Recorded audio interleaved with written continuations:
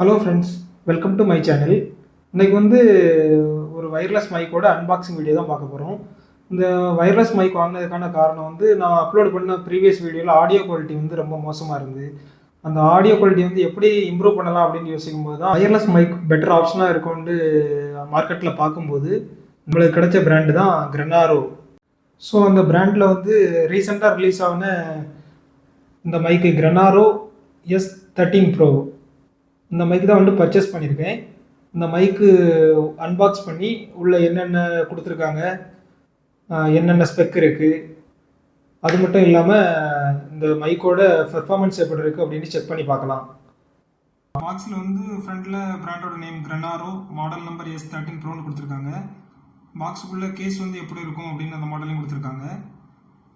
Right சைடில் பார்க்கும்போது 4 கலரில் அவைலபிள் இருக்கதாக கொடுத்துருக்காங்க. Black, yellow, blue and green. இந்த 4 கலரில் நம்ம வாங்கியிருக்கிறது பிளாக் கலர் தான் வாங்கியிருக்கோம். பின்பக்கம் கிரெனாரோ பிராண்டோட நேமும் இதில் உள்ள ஸ்பெக்கெல்லாம் கொடுத்துருக்காங்க. ஈஸியாக ப்ளக் பண்ணி நம்ம யூஸ் பண்ணிக்கிடலாம். 30 மீட்டர் ஒர்க் ஆகும். 3 நாய்ஸ் ரிடக்ஷன் மோடு இருக்குது. பாக்ஸ் ஓப்பன் பண்ணி பார்க்கலாம்.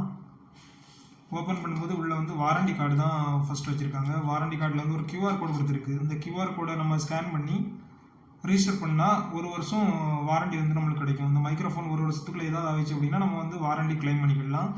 பின்னால் எப்படி நம்ம வாரண்டி ரிஜிஸ்டர் பண்ணணும் அப்படின்னு டீட்டெயில் கொடுத்துருக்காங்க.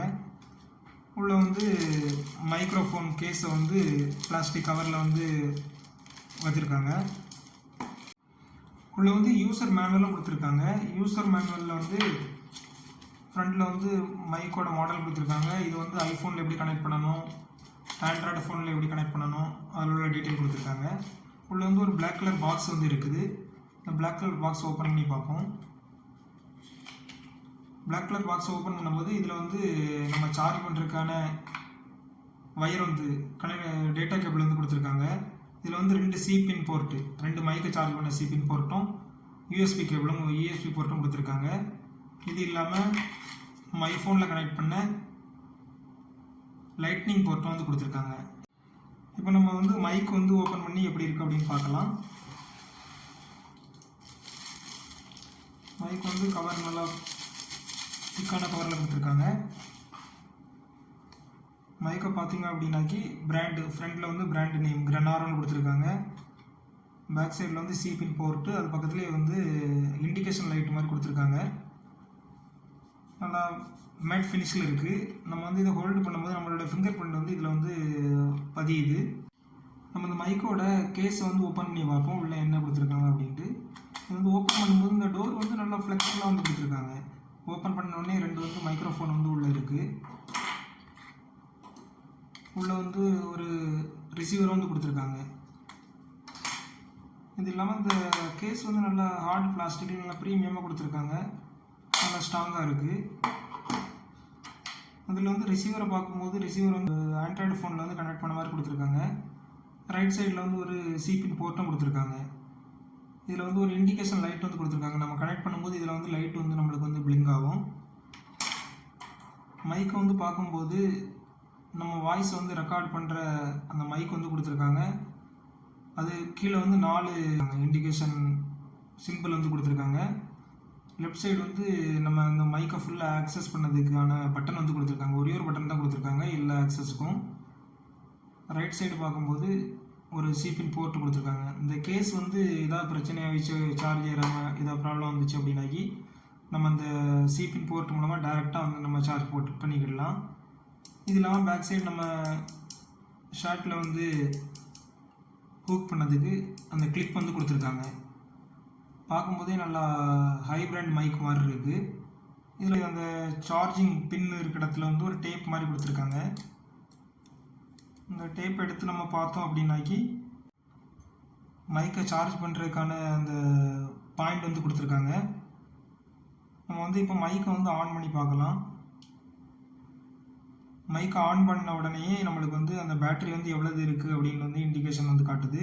நம்மளுக்கு ஃபுல் சார்ஜ் இருக்கும்போது க்ரீன் கலரில் காட்டும்.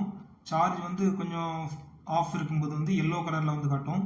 நம்மளுக்கு சார்ஜ் நல்லா 20% கீழே போகும்போது ரெட் கலரில் இண்டிகேஷன் நம்மளுக்கு காட்டும். ஃபஸ்ட்டு வந்து இருக்கிறது வந்து நம்மளுக்கு அந்த கனெக்டிவிட்டி, ரிசீவரும் நம்ம மைக்கும் வந்து கனெக்டிவிட்டி அது கனெக்ட் ஆகிடுச்சு அப்படின்னாக்கி இந்த க்ரீன் கலர் பிளிங்க் ஆகுது வந்து நம்மளுக்கு வந்து க்ரீன் அப்படி ஸ்டாப் ஆகிரும். அந்த ரிசீவரை வந்து என்னோடய மொபைலில் வந்து கனெக்ட் பண்ணி இந்த மைக் வந்து எப்படி வேலை செய்யுதுன்னு பார்ப்போம்.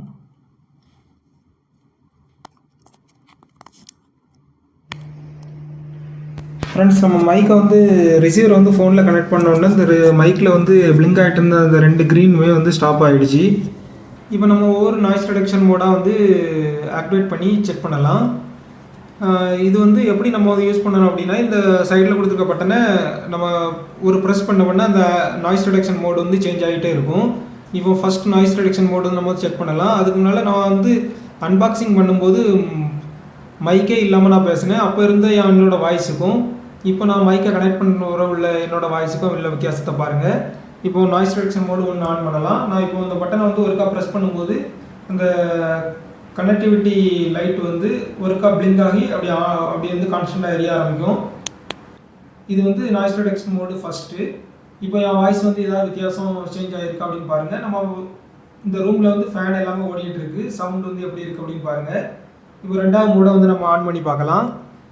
2வது மோடுக்கு அதே பட்டனை வந்து திரும்ப 2வது ஒருக்கா ப்ரெஸ் பண்ணுங்கள். 2 திருப்பம் அந்த லைட் வந்து பிளிங்க் ஆகி ஆன் ஆகும். இப்போ வந்து எப்படி இருக்குது, வாய்ஸ் வந்து எதுவும் சேஞ்சஸ் இருக்குதா எப்படின்னு வந்து பார்த்து சொல்லுங்கள். இப்போ வந்து 3வது மோடையும் நம்ம ஆக்டிவேட் பண்ணி பார்க்கலாம். 3வது மோடு ஆக்டிவேட் பண்ண அந்த பட்டன் வந்து ஒருக்கா ப்ரெஸ் பண்ணும்போது 3 திருப்பம் அந்த லைட் வந்து பிளிங்க் ஆகி கான்ஸ்டண்ட்டாக எரிய ஆரம்பிக்கும். இப்போ 3வது மோடு வந்து ஆக்டிவேட். ஏதாவது சேஞ்சஸ் இருந்தால் கமாண்டில் எனக்கு தெரியும். நம்ம சேம் பட்டனை வந்து 3 டைம் ப்ரெஸ் பண்ணும்போது ஈக்குவலைசர் மோடு வந்து ஆக்டிவேட் ஆகும். இப்போ நான் ப்ரெஸ் பண்ணுறேன் பாருங்கள். இப்போ வந்து ஈக்குவலைசர் மோடு வந்து ஆன் ஆகிடுச்சு. இப்போ என்னோடய வாய்ஸ் எப்படி இருக்குது, ஹலோ ஹலோ ஹலோ. இப்போ வந்து ஈக்குவலைசர் மோடை வந்து ஆஃப் பண்ணுறதுக்கு அதே பட்டனை 3 டைம் ப்ரெஸ் பண்ணால் ஆஃப் ஆகிடும். இப்போ வந்து ஈக்குவலைசர் மோடு வந்து ஆஃப் ஆகிடுச்சு. மியூட்டும் வந்து சேம் வே தான். நம்ம வந்து அதே பட்டனை வந்து டபுள் ப்ரெஸ் பண்ணணும். டபுள் ப்ரெஸ் பண்ணால் மியூட் வந்து நம்மளுக்கு ஆக்டிவேட் ஆகிரும். இப்போ ப்ரெஸ் பண்ணுறேன் பாருங்கள்.